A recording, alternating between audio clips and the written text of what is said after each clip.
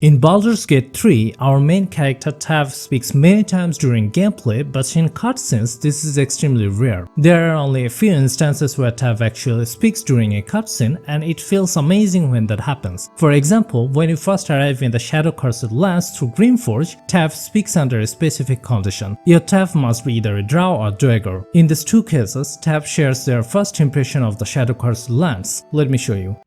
The Shadow-Cursed Lands. Makes back home in the Underdark seem quaint. Even in the Underdark, I never saw gloom like this. It's unsettling.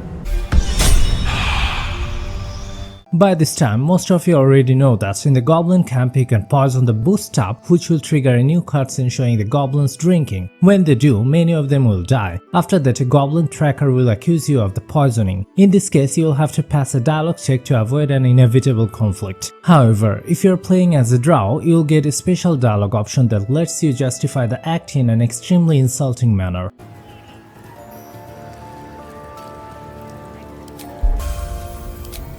But please don't! I won't rat you out, I swear! Just leave me be! But this one's alright, lads. Knows nothing about no poisoning. In fact, drow often use goblins as slaves. Also, most of the drow in the game are high-ranking soldiers of the Absolute. That's why, in many scenarios like this, you'll see the goblins act very humbly and show great respect to a drow. The Blood of Lathander is one of the legendary weapons in the game, obtainable from the crest in Act 1. To acquire this weapon safely, you'll need a crest. However, if you decide to take the weapon without the crest, the entire building will begin to collapse. You'll be given 4 turns to escape before it's fully destroyed. If you leave any party member behind during this escape, they will die. If ASTARION dies in this situation, something very funny happens. If you revive him before taking a long rest and then talk to him, he will have a hilarious reaction to being left behind. Let me show you. What in the sweet hells were you thinking, activating that blood? I was right there! Gods! Do you have any idea how much that hurt? Well, apparently there's a limit. Somewhere between a nice summer's day and the full concentrated power of the sun! Next time, just warn me before you do something stupid. At least then I can get out of the blast radius. Now, shall we go? Or do you have any other chaos you need to unleash here? If you want to go to the Shadowfell from the Gauntlet of Shar in Act 2, you'll have to go through a bunch of puzzles and activities to collect a total of 4 Umbral gems. But actually, there is a simple trick to skip all of that and go directly to the Shadowfell within a few minutes. This skip is especially great for speedrunners. For this, you'll need 1 gem from any of the 4 locations you find easiest. In my case, I used Misty Step twice in the Faith Leap trial and got the gem easily. You can also use invisibility to grab the gem from Yorgis area. Now, use the gem in the elevator to reach the final door before the Shadowfell. Unfortunately, you cannot lockpick this door and the knock spell doesn't work either, but there is still a way. Enter turn-based mode and use Misty Step. See, it works. It really saves a lot of time if you're doing a quick run. Before moving any further, I have a request. Please hit the subscribe button to get more contents like this. It costs you only a few seconds but fills my heart with joy and all my hard works get paid off. So please, do this. If you choose a good route in the game, then after reaching the Moonrise Roof, you'll confront CLERIC who will turn hostile upon seeing you. If you choose the evil route, however, the scenario is different. CLERIC welcomes you and shows his gratitude for your performance. Most players are very familiar with these 2 scenarios, but in an evil run, there is a secret scenario involving CLERIC's cutscene that many players miss. Let me tell you how this works. First, you'll need to help Balthazar retrieve the Night Song as usual. However, there is a second task from the Absolute that we need to modify. We are given the task to bring Isabel to Moonrise alive, but we will do the opposite. We'll kill Isabel and go directly to the rooftop of Moonrise. Now a cutscene awaits us, which I personally discovered for the first time in my last playthrough. In that cutscene, CLERIC becomes quite emotional about his family. Let me show you. I'll tell you a story, true soul, about a man who sold himself piece by piece.